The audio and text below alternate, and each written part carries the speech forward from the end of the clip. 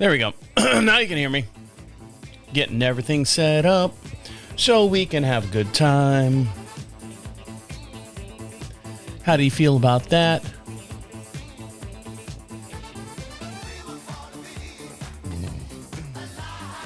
You ready? Of course you are. Nope, don't want that. Want that, want that, want that. Do we have a... Oh, because I turned the numbers lock off. There you go. There you go, because I'm so fucking stupid. Stupid, stupid, stupid. All right, let me get another beer and I'll be right back.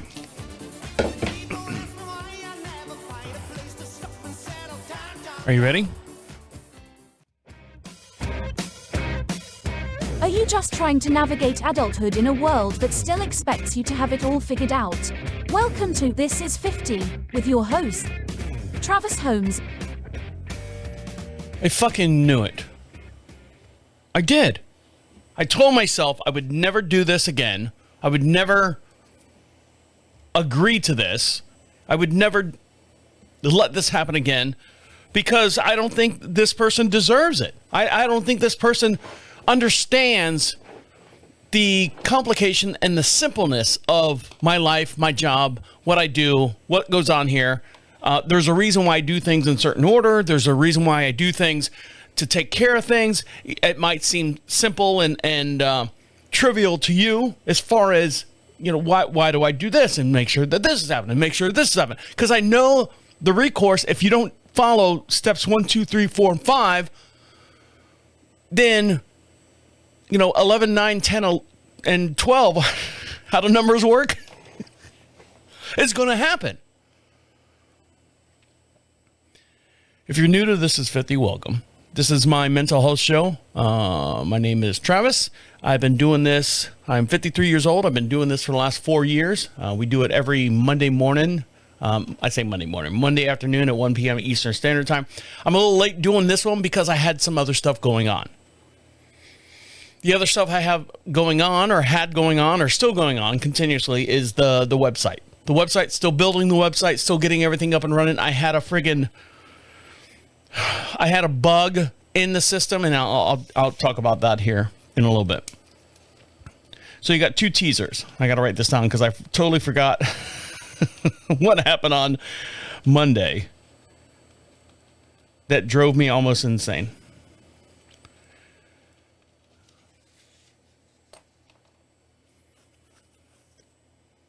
So the bug in the system and something I agreed that I wasn't going to do ever again. And I just said, you know what? Well, maybe I'll just tell you. Thank you, Travis. Thank you. Thank you for sparing us from the whole ordeal of the whole entire show to get to the end of the show and not pay off. No. You can check us out on YouTube as well. That's This Is 50, all one word. This is 50 show, actually. Over on YouTube, you can see us as well. So my neighbor, the Mormon neighbor, texted me the other day, and I'm like, oh, fuck. You know, he doesn't text me to see how I'm doing. He doesn't text me whatever. We kind of cross paths like when I'm mowing the lawn, and I'm getting to the point where I really don't want to talk to him. So I kind of just wave, not like wave like howdy neighbor. Hey, how's everyone doing? I just kind of wave like, hey, I see you over there. All right, how you doing? And then he'll walk over through the tree line and hey, you know, this and that and that and this and all the other stuff. And I'm like, I don't care. I'm at my wit's end with you because I'm not in your church, your Mormon church. I'm not part of your congregation. You don't want anything from me. Or I can't ask you for help or do any of that stuff. So the other day, we broadcast just outside of Charlotte, North Carolina, a little town called Marshville. We have horses and animals here on the property, and our big pastures are getting overgrown. We've had so much rain, and the horses can't eat it down fast enough, and you don't want to have, you know, tall grass out there because they won't eat it, so they always go down to the bottom because it's nice and sweet at the bottom of the root. And the pastures were just getting ugly. They were tall, full of grass, just tall, like 1.5 to 2 feet tall. And I'm not kidding, 2.5 taller where they crap, And my wife goes, we need to get the tractor out and start bush hogging. You can see, if you guys have been listening to the show for any length of time, you automatically can see where I'm going. Tractor, neighbor, I got something to do, right? So I pulled the tractor out, and my wife was supposed to help me this past Sunday, but time ran short. We couldn't get out there and do it. And it's a process to remove one implement from the back of the tractor and put another implement on. It's normally a 2-man job. And you're like, well, Travis, what's an implement? Tell us all city folk that listen to your show all over the world. On a tractor, you have the front, right? And you think tractor, it's got a bucket on the front. Ours has a bucket on the front that, kind of scoops and stuff. It's as wide as the tractor. And on the back of it has what they call a PTO. And it's a 3-point PTO, which means there's 3 points of contact on the back of the tractor. And you can put it's kind of like a multi-faceted tool. So you can put like a rake back there, anything that's got some kind of motion. If you play with Legos, you can, make a motor back there and make something spin around or make something circle around or do something, right? So on the back of the tractor, we have what they call a bush hog. Bush hog is basically a huge fucking lawnmower blade on a deck. And I had an auger on the back because we put some new plants out front. So the auger is what screws into the ground, makes a hole, comes back up. I have to get that off and put the bush hog on the back of the tractor. My wife and I, it was hot. We didn't want to mess with it because it's a pain in the ass to back the tractor up and do all that stuff. So my neighbor, what's today? I'm doing the show on Thursday. I apologize. Like I said, I got a lot of shit going on, and you'll hear throughout this episode how much shit I've got going on. And you're like going, Trav, that's nothing. I got twice as much going on. Well, fuck you then. Kiss your grandma and take a nap. My neighbor Tuesday said, hey, can I borrow your tractor Wednesday or Thursday? And he got me Tuesday morning. And I said, fuck. I said, God damn it. Because I don't want to let him borrow it. Because every time he borrows it, something happens. And I said, well, I got to use it for a little bit. I'll let you know when I'm done with it. And then you can take it from there. He's like, yeah. I said, are you home right now? He said, yeah, I'm home right now. Now, he's a pilot, so he flies for American Airlines. He's a captain for American Airlines. He flies all over, 3 legs here or, 4 or 5, he's gone for like 4 or 5 days at a time and then comes home. And then he's gone for like 2 days and comes home. And then 3 days, and then he's got breaks in between and yada, yada, yada, airline pilot gossip, right? I said, I need help putting on the bush hog on the back of the tractor. He goes, well, I'm over there on that side of your property. I'll gladly help you. I said, okay, great. I had some work to do here in the studio, finishing up the bug that entered the website that I built system, dealing with that. And I said, okay, 2:00, I got to cut this off. I got to get out of the studio. I got to do some work. So I go over there and I fire up the tractor and I pull it around. You can hear the tractor. I mean, it's a big tractor. Kubota, of course, only the best. People are going to say John Deere's the best. Yeah, well, whatever. Kubota, pulled it around. I'm getting the auger off the back, and I have to hang it from a tree, so there's a big chain. So there's a lot of noise going on. So he comes over, and he's like, hey, neighbor, how are you? Yeah. You need help with your bush hog? And I'm like, yeah, I need help with getting this on here. So as I'm backing it up and hooking up the bush hog, and I'm like going, there's a bolt there, there's a bolt there, there's a pin there. We need to slide this on.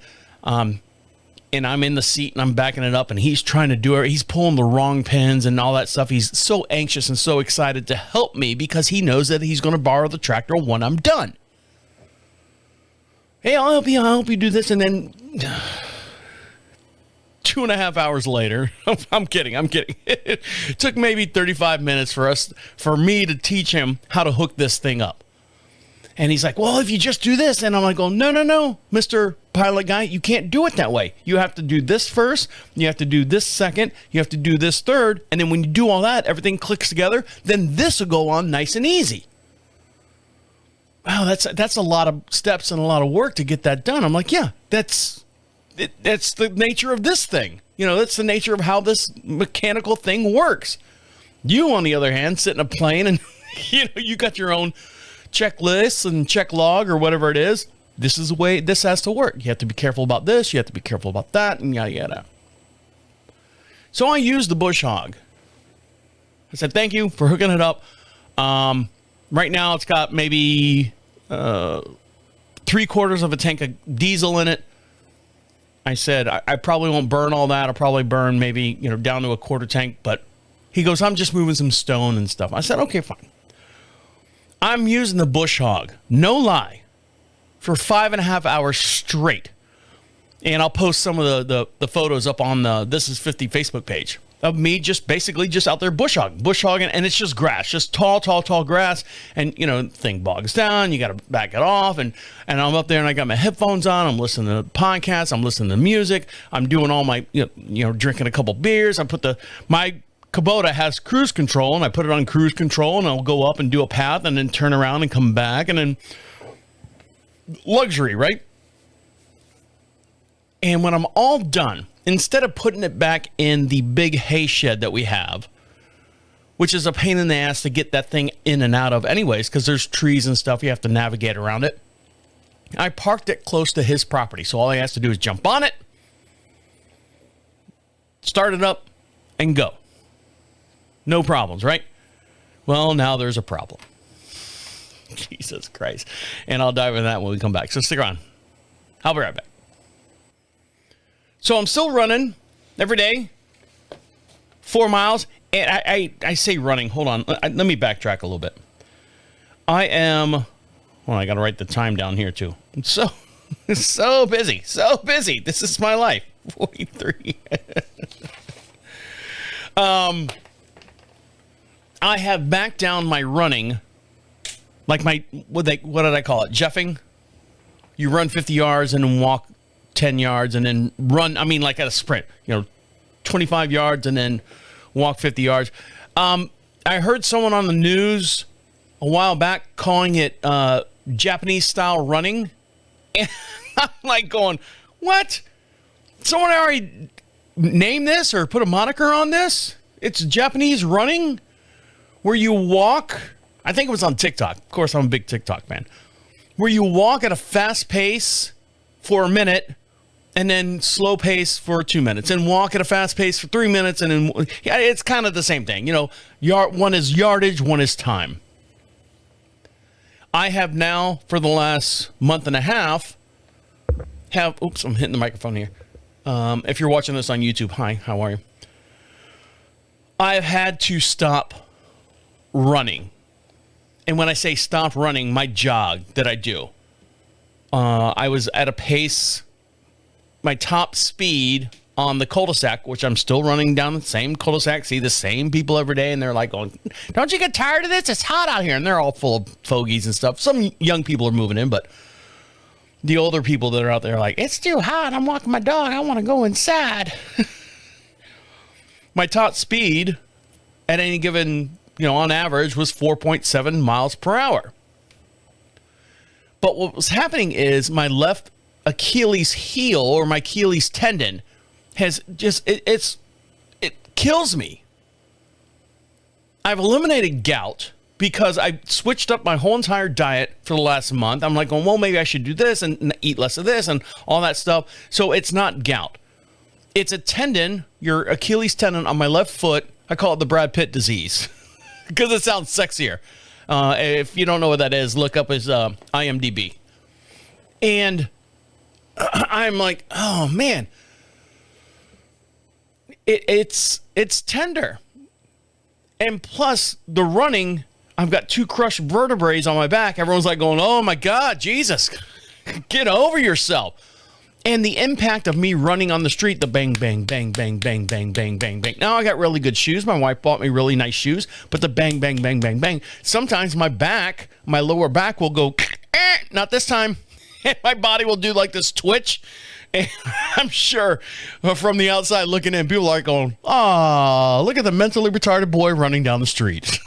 Because I run with my left foot. Jesus Christ. I even on camera, I look horrible. I'm running with my left foot, and I run with this wobble, and then my wobble hits a nerve in my back, and then my back makes me wobble the other way. It's just a scene in itself. So I've been walking. Now, this is what I don't understand. On my phone, I've got an app that says it's Met My Ride. And we'd love for them to be a sponsor of the show because I talk about them more than I would if they were a sponsor. But nonetheless, Map My Ride. Basically, you put it on, it tracks how fast you're going. It's like a GPS, and it goes, you've run 1 mile at a pace of 3.5 miles per hour. I'm like, oh, 3.5, that's good. And I'll, book it a little bit more. Sometimes it's a little hot out and, mile number 2, average speed, 3.3 miles per hour. I'm like, fuck, and you just kind of get down on yourself. But something happens, you slow your pace up and down and stuff. Here's what I don't understand. Me running prior to me just walking at a fast pace, average pace of 3.5 miles per hour. Average pace, I was running, and the average pace was 4.7 miles per hour for 4 miles. In totality. And I would burn 679 to almost 690 calories per session. The whole entire run time took about 57 minutes, and I'm like, okay.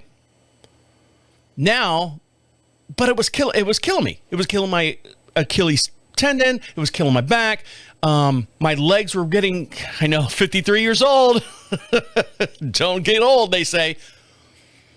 I said, my wife goes, you need to take it easy. You need to take the day off. Don't run today. I said, well, I can't. I don't want to sit here in the house, in the studio here, and not do anything.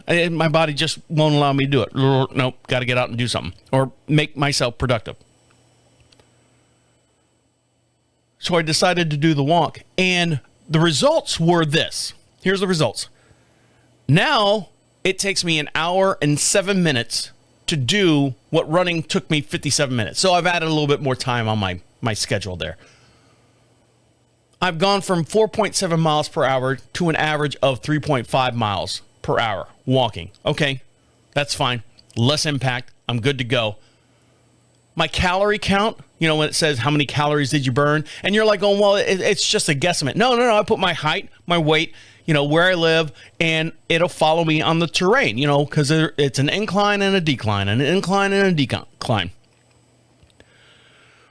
I went from 600 at the max, 697 calories per session down to the max of 618 calories per session. So I'm like, what is that? Less than 80 calories, less than 20 minutes, and less impact on my body? Fuck it, I'm doing that. Sorry, I tried to be good. I tried to be, proactive. I tried to make myself better. It's not worth it. Not at my age. Now, granted, there's people out there that run and do all the stuff. The biker guys that almost slammed through the freaking stop sign last time. Great for them. That's less impact on their body. I understand why they do it. But I don't want to ride bicycles. I don't want to ride 97 miles to lose 300 calories. So I'm doing that. My wife goes, she bought me some running shorts because the shorts that I have were not made for running. I have golf shorts on. I don't know if you can see them here on the camera. I'm not going to stand up. I'll pull all the cords out of the fucking wall. But I've got golf shorts that come like maybe 2 or 3 inches above my knee. I wear those when I run. I said, babe, I need some kind of running shorts, not Richard Simmons running shorts where half my left testicles hanging out the bottom of the pants. But I need some kind of running shorts. So she looked online, And she's like, how about these? How about these? I said, I don't know, buy a pack of 2 and I'll find out what they look like. I'll put them on, try them. We can always send them back.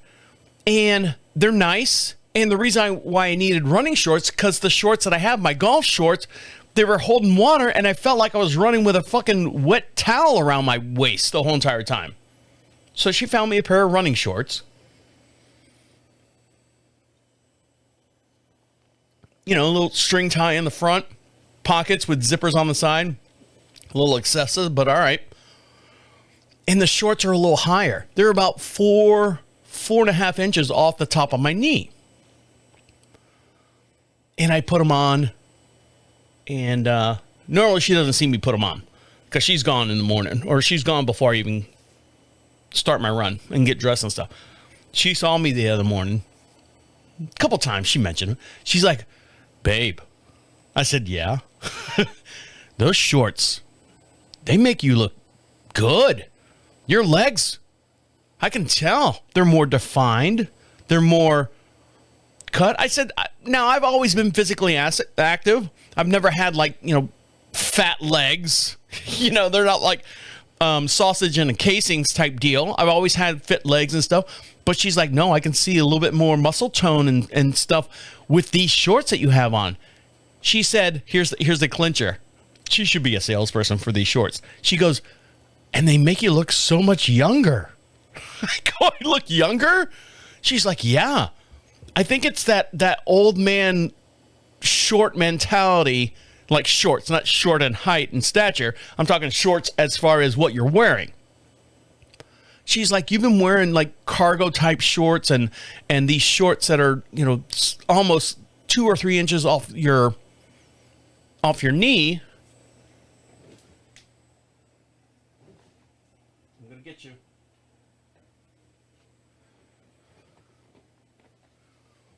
That I never got to see the definition of your legs, your upper thighs. She's like, you look good. Keep it up. Hubba hubba. So she says, my running shorts make me look younger. So if you see me around town, I'll be wearing running shorts all over the place. Only with my wife around.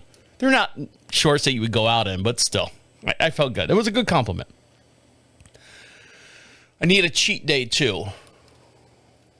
And I'll dive into that little story that I had. I need it. I'm ready for it. And I'm going all in. So stick around, I'll be right back. So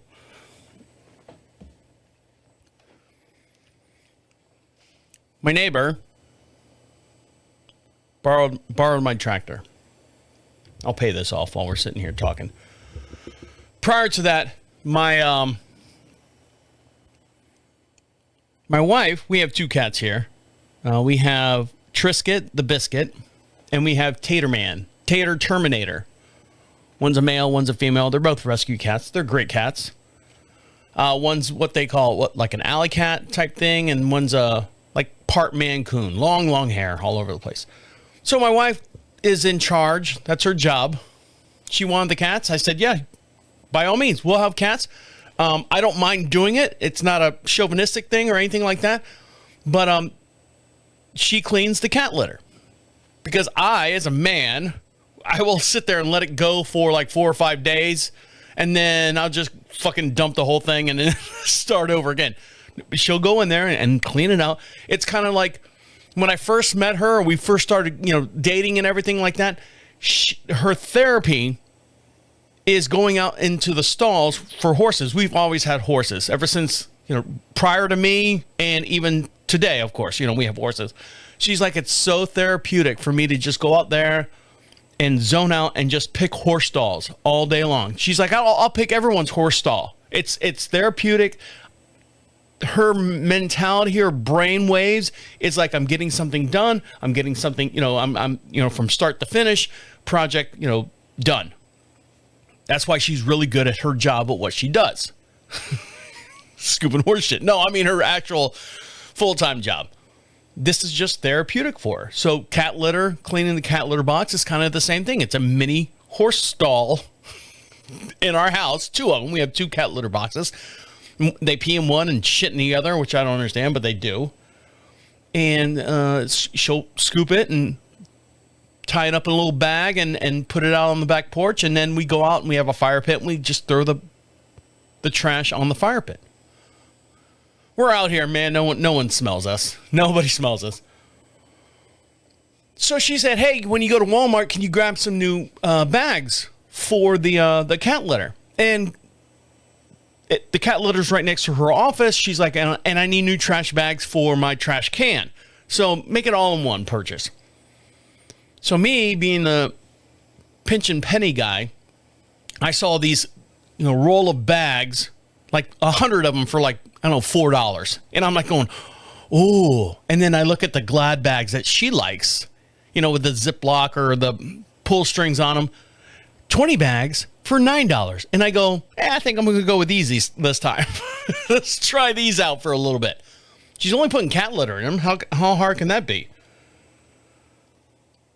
So she pulls one out of the roll and she's like, oh, these are real thin. I go, but you're just putting cat litter in. She's like, all right, well, just see. I just hope that they hold up, that type deal. So she fills them up one time and she puts it on the back porch. She puts it on the back porch, and my dad's job, or my job, is when we're walking out on the back porch to grab that and put it in the side-by-side, in the back of the side-by-side, so my dad can go down and burn all the trash. Got it? Follow me? We have trash burn pile that collects. So she was doing my dad a favor one time and put it closer to his side of where he comes out of the house on the back porch. She dropped it down. I know I'm doing things with my hands. Sorry. She dropped the bag down. And then we put like the other garbage, Amazon boxes and stuff. My dad will drive the side-by-side around to that side of the house and load up the back of the side-by-side with all the garbage and stuff, and then drive it out to the fire pit and then burn it. I came out one morning, there was cat litter all over the fucking back porch. And I go, what the fuck is this? Why is there cat litter all over the back of the porch? The bag had busted. Now, my dad can't move around a whole lot. He can barely get down the steps. He can barely, when he goes to his doctor's appointments, he has to have a walker, a rolling walker in his car. And many years ago, when he was going to see my mom and in and out of the hospital and stuff, he bought himself a little scooter. Small. It's the size of a carry-on baggage thing. And I said, Dad, with your problems now, getting in and out of the car, or getting out of the car and walking up to the front door, do you want me to charge your thing up? So, I forgot about that. I'm like, all right, I'll charge it up. I'll put it in the back. I'll make sure clean it off and everything for you. Put it in the back of your car. It's all fully charged and you're ready to go. So anytime you have a doctor's appointment or anything like that, instead of dragging out the wheelie walker and then trying to walk across a whole entire parking lot, dodging cars and stuff, you can just sit on your little scooter and, beep, beep. It's got a little beeper on it. And, you drive across, electric scooter, and boom, when you go to your doctor's appointment. Oh, I appreciate that, Trev. Thank you I totally forgot about it. And I'm like, all right, Dad, you're all good to go. So when I walk outside and see this busted bag of cat litter on the back porch, I go, what the hell happened? My dad goes, it just exploded on me. I said, okay, were you going to, first of all, tell anyone? Well, I figured you'd see it. It's right there by the side door. I'm like, yeah. So what are we doing about it? I don't do cat litter. I wanted to fucking hip toss him so fucking far. What do you mean you don't do cat litter? I don't touch cat litter. Now, looking back, I'm sure at his age, at 80 years old, there's probably some kind of disease and stuff that he's worried about getting from the cat litter. All right, shut up, everyone out there. I know. And I understand that now. And I said, so who's supposed to clean this shit up? He goes, I don't know, but I'm not touching it. I'm like, okay. Told my wife at the time, I didn't realize the cat litter stuff might have affected my dad, kill him. Heaven forbid. And she's like, I'll clean it up. I said, okay, fine. So my dad goes, who's cleaning up the litter? I said, Amy's cleaning up. You made Amy. I tried to give him a guilt trip. You made Amy clean up the mess that you made. How do you feel? I'm okay. I don't do cat litter. I'm like, all right. So I'm driving the tractor around, bush hogging and stuff. And I get a text from him, like I'm way out in the back of the property. When you come in, can you bring me a gallon of tea out of the fridge? No. You want a gallon of tea? You got to come down to the garage and get it. I'm sorry. I'm hand and foot. I'm not going to do it. So I let the neighbors, where am I at on time? So I let the neighbors borrow the tractor. I was all done with it. Ran it for 5.5 hours up and down the field, bush hogging, no problems. Oil levels are fine. The gas is fine. I burned a little bit of gas out of there, or ran it down. Of course, it's the nature of using the implement. And I parked it, and I go, it's over there by your big 10-foot swinging gate over there if you need it. Now, this is all tree covered. It's all covered underneath trees and stuff. It's not out in the sun. It's over there if you need it. He's like, thank you, appreciate it very much. So Wednesday comes around, he grabs it, drives it around, and I can hear him because it's got a very, very distinctive sound. It's not like a lawnmower. Like I said, it's a very, very distinctive sound. It's a tractor. So I can hear him using it. And he's using it for, I don't know, all day on Wednesday. I get a text this morning, and I'll post a picture on our Facebook page. Just search This Is 50 on Facebook, and you'll find us. You know what the logo looks like. He goes, hey, bud. That woman's a bud. I noticed that the tire was getting low yesterday while I was using it and put some air in it, and I came out to this morning. And I'm thinking, now I know one of the big tires was having problems with a slow leak in it, and I fixed that. The Struder valve was like going, Struder valve? Jesus Christ, Trav, you are fucking country. The Struder valve was loose, and I tightened it up, and boom, no problem. The front drive wheel, or the front wheel of the tractor, was completely off the fucking rim. And the tractor was sitting there, I said, okay. In my mind, I'm like, how the fuck did this happen? I just used it all day, or for a better part of the day prior, and you're running around in the woods. I don't know what you're doing over there. And now you were like going, oh yeah, the tire's getting low. I don't know what happened. And then the next morning, it's fucking completely off the fucking rim. Off the fucking rim? He goes, I'm going to take it down. I got to do it this afternoon. I can't get to it this morning. I'm going to take it down to the whatever shop and see if they can fix it and put it back on. And I'm like, in my mind, I'm like going, okay, great. I hope you're paying for it because it was fine when I gave it to you. And again, it's the fourth time he's borrowed the tractor and something has fucking happened with him using the goddamn tractor.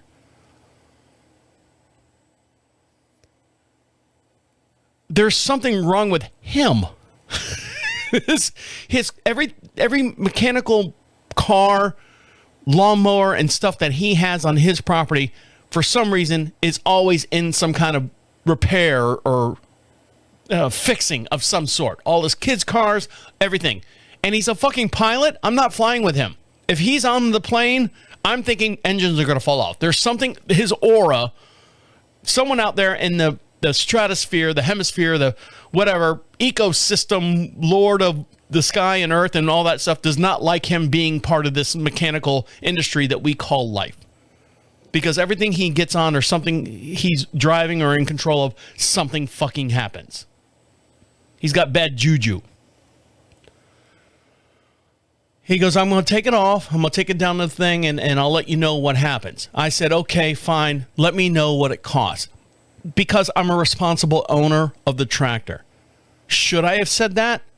Should I let him? This is the ball's in his court. Should I say, all right, let me know how much it costs to repair it or remount it or whatever. I know what happened. I know exactly what happened. He put too much weight on the front of the fucking tractor and blew out the fucking seal on the front rim. He let the tire get too low because he was fucking gallivanting around his woods and stuff. And there's his property's not like my property. My property is completely manicured. His property is still rusted nails, barbed wire, shit everywhere. Let it lay, let it lie, let it lay type deal. And he's running over sticks and stuff. I'm sure something fucking got in there and fucking pierced the fucking tire. You can tell I'm pissed. Can you tell I'm pissed? I said, let me know what it costs and when you get it fixed. Well, I don't know how to.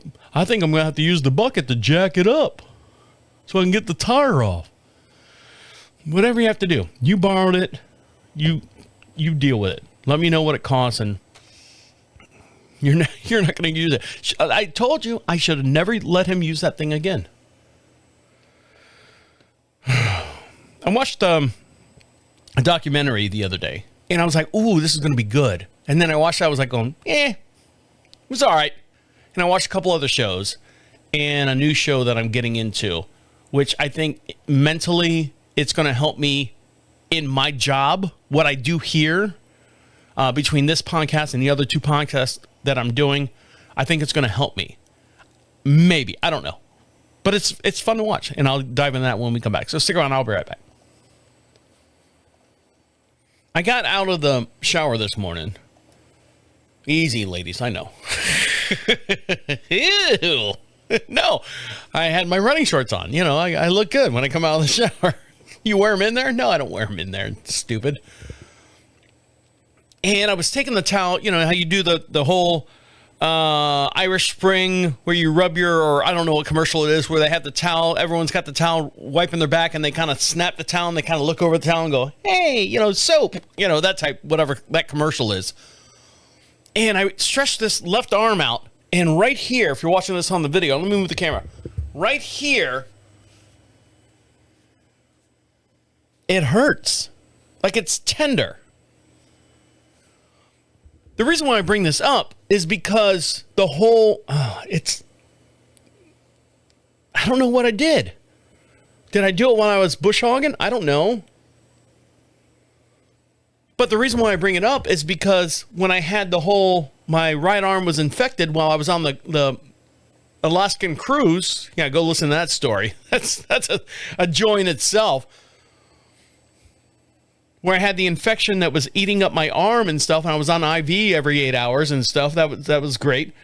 The doctor saw this red line on my forearm and started feeling underneath my arm for like my lymph nodes or whatever the glands that are under there. So I'm like now lifting my left arm, and I'm like, that's sore. Do I have cancer? Is this where it starts? Do I have cancer? I don't know. And there's other things going on with me and I don't want to get into, but just little stuff. I got like a pain like in not my crotch area, but where my leg meets my stomach. Right above my crotch. My bikini line. That's what it is. I got like a little pain there sometimes. I don't know. Don't get old, they said. Don't get old. I'll tell you what happened with the new website here in a little bit. It's good. Everything's fixed. Don't worry. But the process to get everything fixed, thank fucking God, because it would have cost me millions of dollars. And I'll dive into that here in just one sec.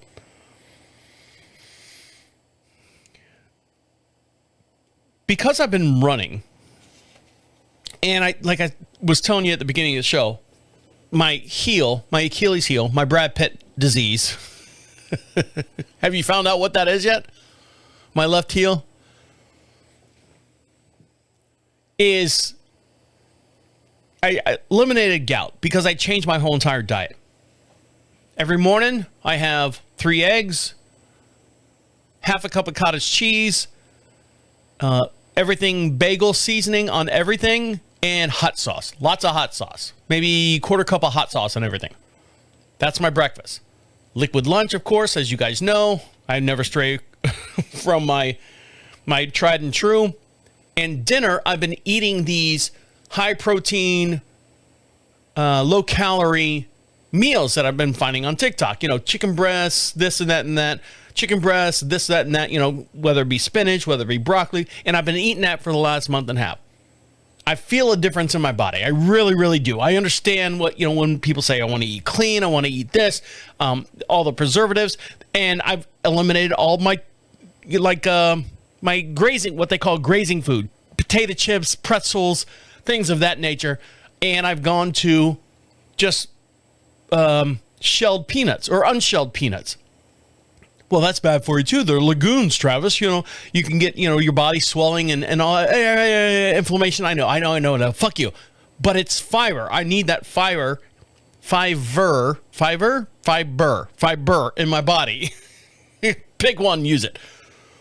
So I've been eating that as a snack. That's my snack. That's the only snack I have. And then cottage cheese at night with a great friend of ours, New Nathan, and his wife, Angie. Travis. She made, from the peaches from our tree, made a really, really very, very awesome peach jelly. And you can only have like a half of a teaspoon. It's so friggin' sweet, but it's good. And that's my dessert, cottage cheese and stuff. So I've been watching my diet, been doing all the stuff that I need. I came across an interview with Hugh Jackman. It's such a weird name. It's got to be a movie name, Hey, I'm huge. Jackman. No, it's Hugh Jackman. No. It's Huge Jackman, right? Isn't it? For the longest time, I'm like, that's got to be a made-up name. And in this interview, he was talking about playing the role of Wolverine in the new Deadpool movie. And they said, you're, I don't know how old he is. I think he's like 49 or something like that. He's pushing 50. If not, he's older than 50. He goes, you've been doing that role, Wolverine. You've been doing that role for 20-something years, from you when you're this age and, your diet and stuff and working out. And then you've gone away from Wolverine after, 19 whatever or 20 whatever the last movie was. And now you're coming back as Wolverine. How did you stay so fit? How did you, get in the best shape of, this is the best physical shape we have seen Wolverine in any of the motion pictures that you've done over the last 20, 25 years. And he said, well, I turned to The Rock because The Rock, Dwayne Johnson, is currently, not the new Wolverine, but he's currently the new muscle person that people want in movies. Acting-wise, horrible. Comedic-wise, pretty funny. And Wolverine, or Hugh Jackman, said, I called The Rock, Dwayne Johnson, and I said, hey, I want to get in your routine. How do you, what is your schedule as far as eating and working out and stuff?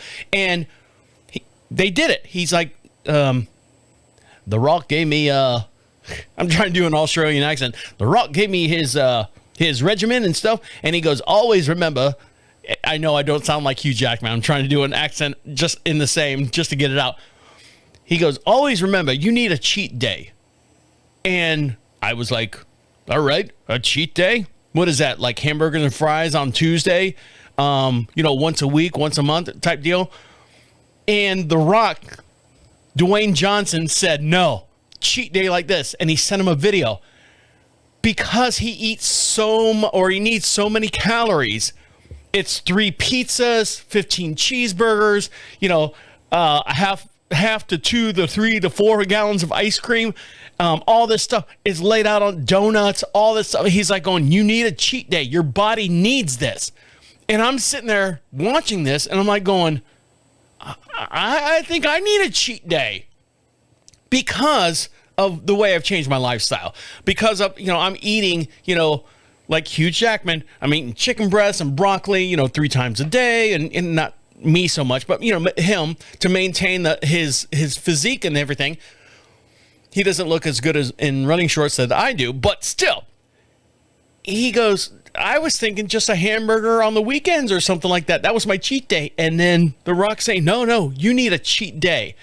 And I want one. I want a cheat day for, I don't know if it's one day a month where I just go, I tell my wife every on the weekend, I just want one Papa John's pizza to myself.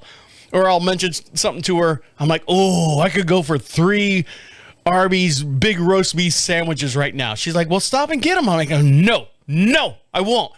And then we'll be driving out doing like chores and things throughout a little piece of shit town called Monroe. Fuck them. Monroe, North Carolina is fucking horrible. Anyways, I'm like, oh, there's a Burger King. Can we get like 2 Double King burgers and bring them back home? Yeah, sure. I'm like, no, I don't want them. I think I need to have a cheat day. Like a full cheat day. Just garbage. Just leave me. Don't even turn the lights off. Don't even look at me while I'm eating. Are you okay, honey? Don't turn the lights on. Don't open the door. You know, it's like you see in the movie, like Shut In or whatever. And I'm like, oh, I need a cheat day. I need something. Because if I don't, I'm going to explode. And I eat very well. I try to eat very well here at the house. My wife has done very well too. She's changed her diet because she sees the results for me. Now, I'm not going to say that she's eating, eggs and chicken breasts and stuff all day long, but the stuff that she eats, we now make a meal like with fresh vegetables and all that stuff, and she's learning a little bit more on what to eat and stuff, and she's enjoying it. She's enjoying it. She's having a good time with it. She looks good. She always looks good, but she looks good. She feels a lot better, and so I can appreciate that. People that eat that way. I saw a documentary the other day. I was excited to see it. It was a story of Travis Barker. No relationship. It's not how it works, is it? Where he survived that plane crash that killed, his couple of his friends, and 2 people survived. Him and one of his best friends, DJ AM or whatever. I think that's what his name was. I knew about the story. I didn't know exactly all the details and stuff, so I'm like, all right, this is cool. This is going to be a great documentary. And it's called Fear of Living Fear, or I don't know, something like that. Obviously, the title was horrible compared to the actual documentary. And it starts out with saying this documentary started in 2017. So this has been going on for 8 years, 9 years, or whatever, prior to the actual accident. Tells the story of Travis Barker, how he came to be from a kid growing up, wanted to, I'm going to be in a punk band. I'm going to do this. Dad said, yeah, go whatever. You do what you want, but you can't live here after 18. You got to go find your way in life. He did it, did a lot of stuff, got hired by, was brought on by a certain group, and then Blink-182 picked him up, and he was only with Blink-182 for maybe a couple years, maybe a couple albums, like 2 or 3 albums, something like that. Then he left them because they had turmoil between the 2 of them. And then he went on to do other stuff and all the other things. And then they talk about the crash, and he's afraid to get on planes. And he takes the boat from the Queen Mary from the United States over to Europe anytime he has to travel. And his kids and fell in love and married. And it's an interesting story. It's not a very punk rock story. It's not a very rock and roll story. But one thing that I got out of the whole entire thing was the knuckle tattoos. He has self-made on his knuckles.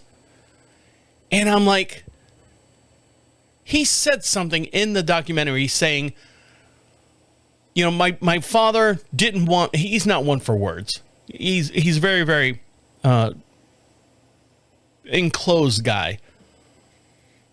He said, my dad said, never get a tattoo. You get a tattoo, you're out of the house. So he got a couple tattoos, not to despise his dad or anything like that. He's like, this is the industry I want to be in. I want to have tattoos on my body.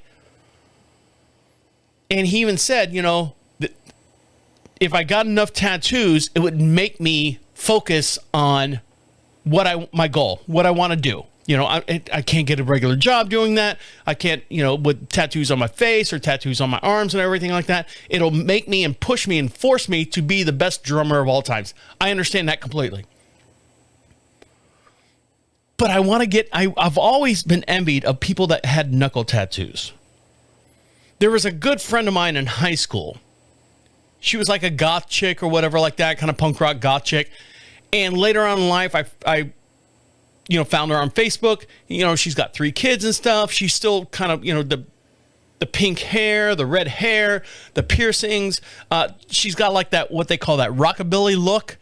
And on her knuckles, written in like Georgia font, is bookworm. And I go, that's a pretty bold statement. I mean, you literally have to live by that. You're a bookworm. All right, you're a bookworm. All right, got it. That's kind of cool. But tattoos are so permanent. And I was thinking to myself, what would I put on my knuckles? One mantra I've always had is be nice. Try to be nice. Try to, be as positive. Try to be nice. Try to be understanding. But be and nice don't fit on my knuckles. You're watching this here. I would have be and then nice. I don't know. Ow. I'm hitting things around. I'm moving things around. But I've always wanted knuckle tattoos because it is. It's, if you look at it, you're like going, all right, be nice all the time. Be nice. A lot of times I'll draw just a small little smiley face on my arm while I'm sitting here in the studio. Just a dot, and a smiley, little smile. My wife will go, why'd you do that? That's my be nice. In my mind, I said, I was just drawing on my arm. But I was like, that's my be nice. I'm going to put one on my arm right now. A little dot here, a little dot here. Just a little smile. And I got that from Ozzy Osbourne. He's got 2 on his knee, 2 on his knees. There it is. 2 on his knees because when he was lonely, that was his best friends. So, be nice. There you go. Talked about that. There's a couple other shows that I watch, and I'll dive into those here when we come back. Because some are good, some are bad, some are going to teach you some lessons. Teach me some lessons, at least. So stick around, I'll be right back. So I've been spoiled with the whole traveling, the 2.5 weeks we were in Europe. That my side of the bed sucks. I feel like, and I told my wife this the other morning, I said, I feel like I'm sleeping on sandwich wrappers, like Ziploc bags and credit cards. My pillows are the credit cards because they're flat. Like they stay nice and fluffy. When I get in there, fluff your pillows up. And then by the end of the night, they're friggin' like flat, like a credit card. And the comforter that I have, I love it. It's kind of like a parachute material, and it's supposed to have like nice big fluffing filling and stuff. But I've had it for so long, it's literally like laying underneath a Ziploc bag because it's so flat. I like it because it's cold. It never maintains any heat. It's not meant to keep you warm. It's always cool. It's, it captures the coolness, and that's what I want. You get hot at night, you sleep under that. My wife has got this huge with a duvet cover, and her pillows are perfect, and she's got this huge body pillow that I bought her, and she's got all the fancy pillows over there. Meanwhile, I'm sitting here like I'm homeless and laying underneath trash bags and stuff. So I don't know what I need to do. I need to fix something. I'm just letting you know. I've noticed this the last I don't know, couple weeks, probably since I've changed my diet. Probably.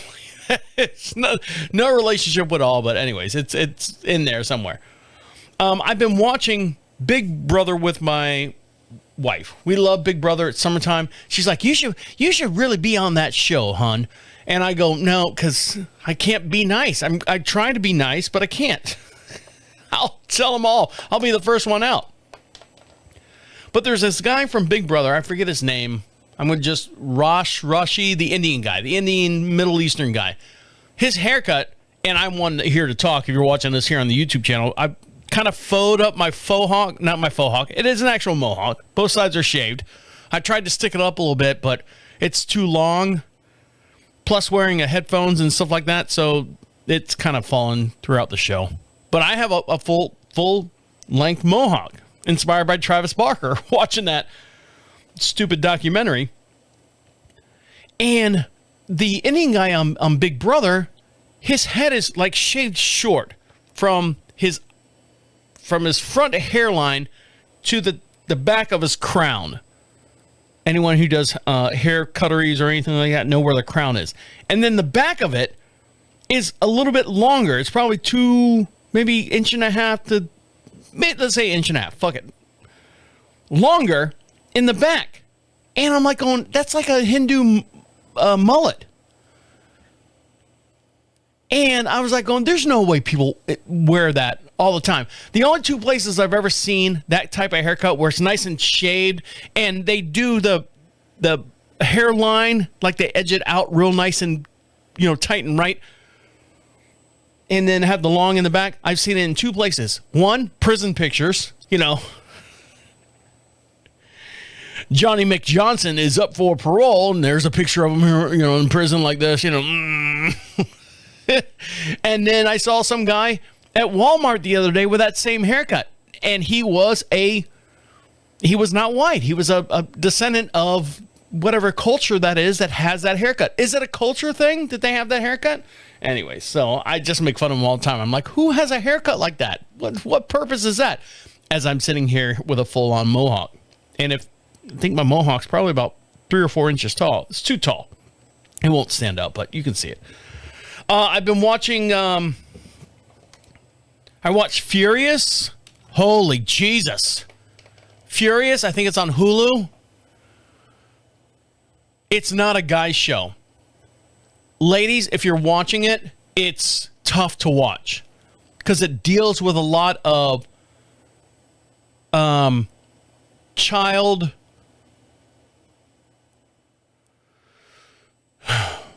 It deals with a lot of child. What's the word? What is it? I'm gonna think of it here in a minute. Trafficking. It deals with a lot of child trafficking, and it deals with a lot of abuse towards women, and the way women are treated, and the way women are abused for the most part. And it's basically an FBI person is trying to find out who's killing all these guys and stuff. And it's a person who was in the child trafficking thing who's now come of age. And, I'm not giving anything away. It's all in the first season of the show. And how she's getting revenge on all the people that were abusing her in the past. It is tough to watch because it's a lot of uncomfortable scenes. For men to watch that and go, this is really, it's eye-opening to watch that. It's very eye-opening. It made me feel uncomfortable. And I've been watching it by myself because the lead actress is from, what is it, Shameless? The daughter of, in Shameless, the older girl, she's in it, and she plays the exact same, that hard character in that show. It's very hard to watch. The other one I've been watching is Lanterns. Fuck that. Horrible, garbage. Get it out of here. It's trash.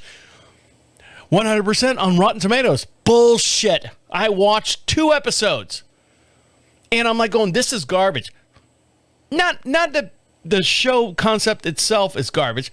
The actor, the main actor that they play that wants to be the lantern or the main lantern guy, he's a horrible actor. I don't know where they found him. He's a no-name guy from somewhere.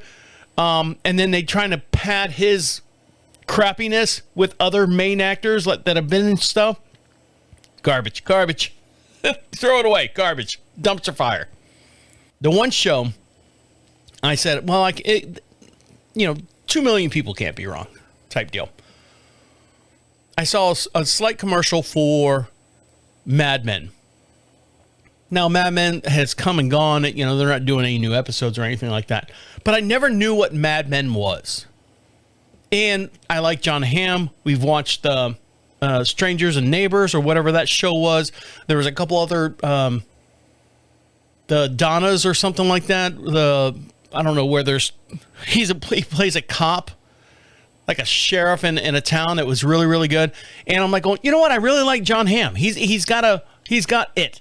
He understands the business. He does his thing. He comes in, and this is like pre John Hamm being a famous star. And I started watching like the first episode because it's about advertisement. It's about the business of advertisement. And I'm always in the most of the podcasts that I listen to, I don't listen to it for content. I listen to them because they talk about the stuff behind the scenes. I'm like, oh, I could do that. I could do that. I could fix that and fix that.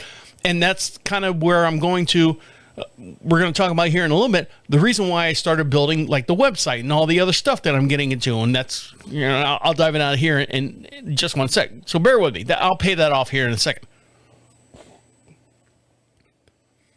I was trying to take the podcast to a different level. So I'm like watching Mad Men, and they're long episodes. They're 45 minutes long. So I'm like, all right, well, I'll watch one or two at night and then I'll go to bed. I like it. It's good. It's not overly done. They're not doing it just for, making, they're trying to make a statement. It takes place in the 50s. There's a lot of smoking going on. There's a lot of drinking going on. And when I say smoking, like cigarettes. And it talks about deals with a lot about, women in the workplace back in that day. And I'm learning that this one gal is trying to make her way in the 1950s men-dominated industry. So it should be interesting. And plus all the other accoutrements that go with it as far as, how they, where they get the ideas and how they sell stuff and all that stuff. So I'm eating it up because it's kind of my lane, like addendum or adjacent. So I'm excited to watch that. Where I'm at. All right, I know I talked a little bit here. I'm going to take a quick little break. When we come back, I'll dive into what I came up with, and almost had to shut the whole entire place down and go look for a job. Because the website got debugged or bugged or something like that. So I'll talk about that here in just one second. So stick around. I'll be right back. Can I just say, the reason why I'm trying to improve your experience here on no matter what podcast you listen to out of this station, profitradio.com, is because of the amount of people that have reached out to me. Love the show. Love everything you do. You're kind of wrong here. You're kind of right here. That type of stuff. Whether it's this show, the entertainment show, or what I've created now over, 8 years of backlog episodes, the bad calls thing. And I talked about that last week. So you guys, you people out there, my listeners, not my listeners, people that have given us the time, your time to listen to the show, we appreciate it. I just want to start that out by saying you're the reason why I'm doing all the stuff that I'm doing. I had outside sponsors for a long time. I still have a lot of outside sponsors. I appreciate them. They get their airtime. They pay me for what they want to have. I do that job, and then that's it. I don't have to sit there and go, you're the best. You're the best. I love you. You're the best soap scrubber in town. I don't have to say that. I don't have to do that type of stuff. But with the listeners, you guys, you guys don't get enough credit. So I'm saying to you right now, because of you guys listening to this show, you guys, is the reason why I've taken this turn and owned the Profit Radio website. I've redesigned it. I've updated it so it's a better experience. And if you haven't seen it, go over there. It's Profit Radio, PROPHET Radio. I've spent almost 3 months on it, recoding everything, doing everything, giving you guys a great experience. It's seamless. It's a lot of fun. You can get a free sticker. There's a free sticker guy floating around there. If you catch him, boom, click on that. You get a free sticker. I've sent out, I don't know if you can see behind me there. That's another stack of 100 and some odd stickers or envelopes I got to send out over just 2 days ago or over the past 2 days. So we're getting out there. And if you think you're the only one listening to the show, you're not. There's thousands and thousands of people out there listening to the show. So we appreciate every one of you. And I want to just start this segment by saying thank you. The reason why I start the show by saying thank you is because behind the scenes, here you go. You can tell your friends, you can talk about it amongst yourself. as the show grows on and gets bigger and gets more involved, I'm learning that there's a lot of people in just locally that listen to the show, which is great. Hey man, what's going on? Be nice, that type of deal. So I have created and built this website, profitradio.com, using ChatGPT as my helper. When you see that website or this website, the current website, would have cost me, I don't know, $18,000, if not $19,000 to do all the back coding and to make everything happen in the background. I would like to thank ChatGPT for helping me code this thing. Now I know a little bit about code and I use WordPress. We actually created a plugin. We created our very own plugin. I forget how many thousands and thousands of lines it is, but it allows Profit Radio to run seamlessly.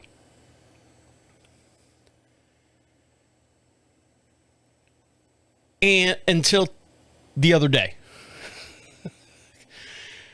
I noticed that when I was going to log in, when I log in to check the website stats and all that stuff and just kind of tweak this and tweak that, I was getting sent to Cloudflare. Now, if you don't know what Cloudflare is, they're basically, if you look at your I know I'm getting real nerdy here, but bear with me. If you look at a website, normally it says HTTP and then an S, which means secure, or HTTP and then like the 2 forward slashes, and then it's not secure. That means technically anyone can go in there and blah, blah. So you pay for a Cloudflare security. And what they do is they make sure that the person that's visiting the site is not a bot. And we have that here.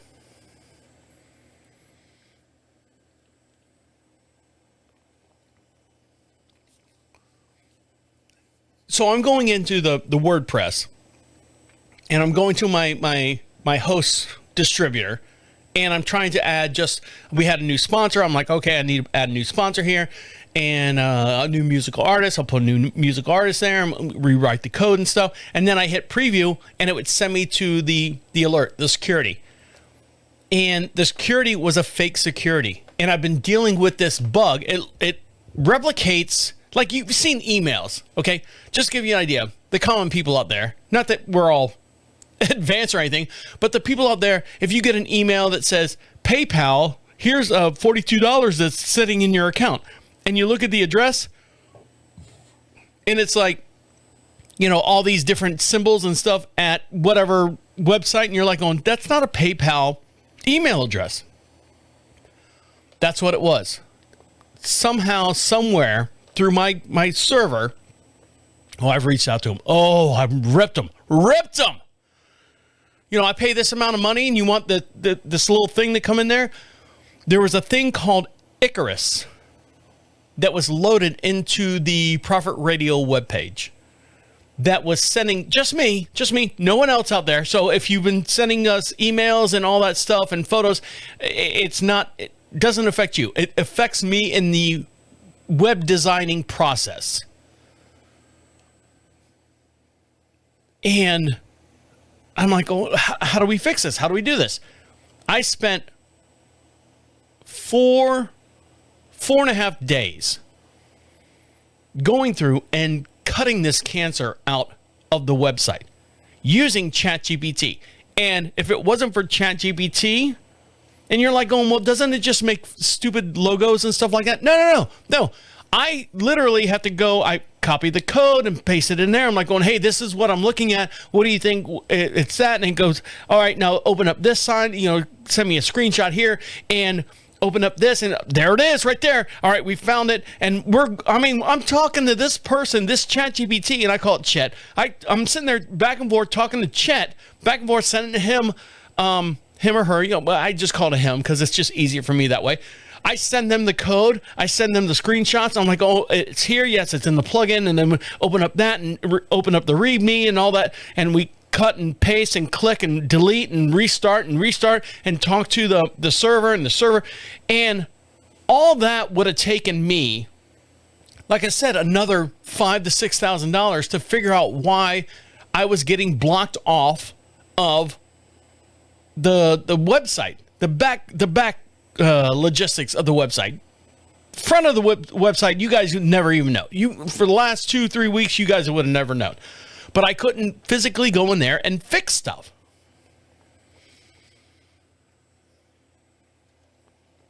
And it was finding the root. It was finding the cancer. Okay, now open up this file. I have learned so much in the last week and a half of dealing with this and how a worm or a virus, not even a virus, it's a small program that gets inserted into a certain thing, how it works, where it lives, find out where it came from, cut the cancer, pull it out.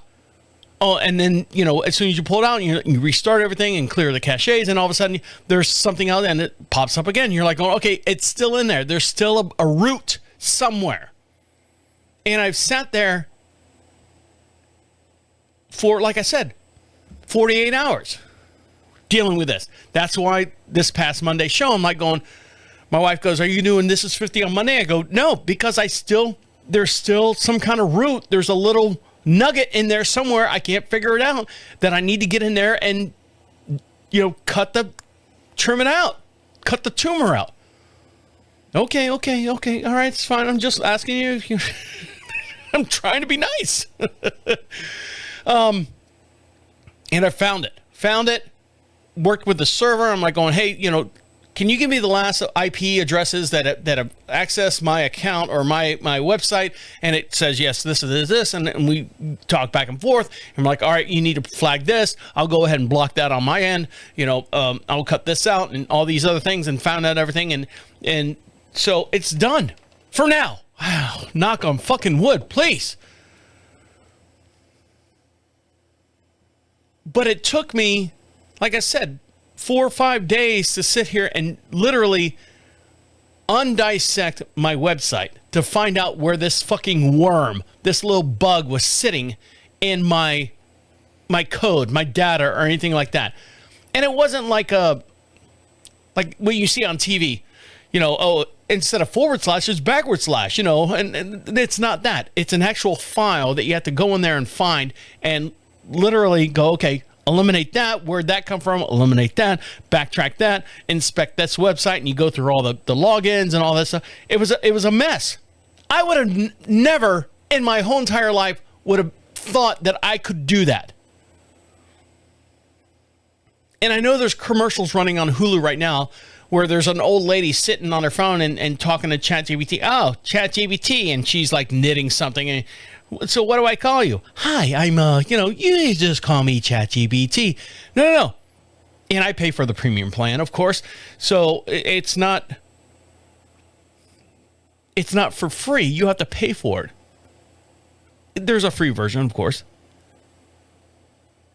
But I'll tell you what, the money that I pay for the premium version to literally cut the cancer that was in the website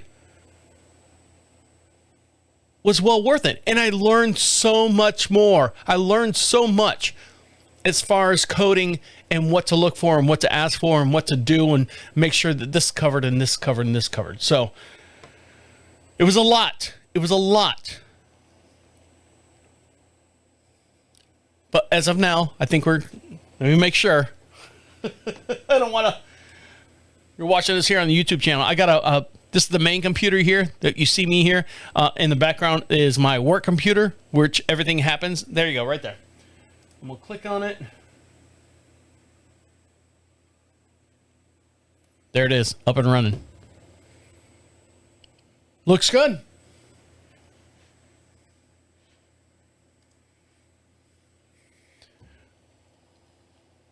So everything's secure. Everything's back the way it should be. Go over to ProfitRadio.com, PROPHET radio.com.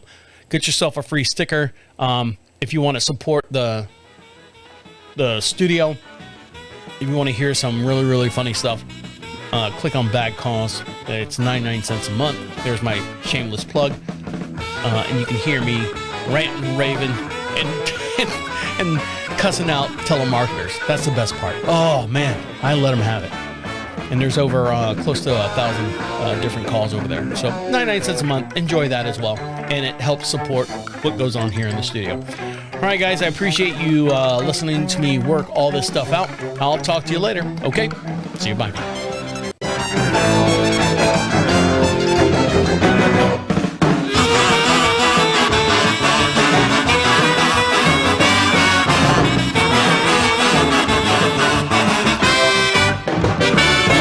Take care.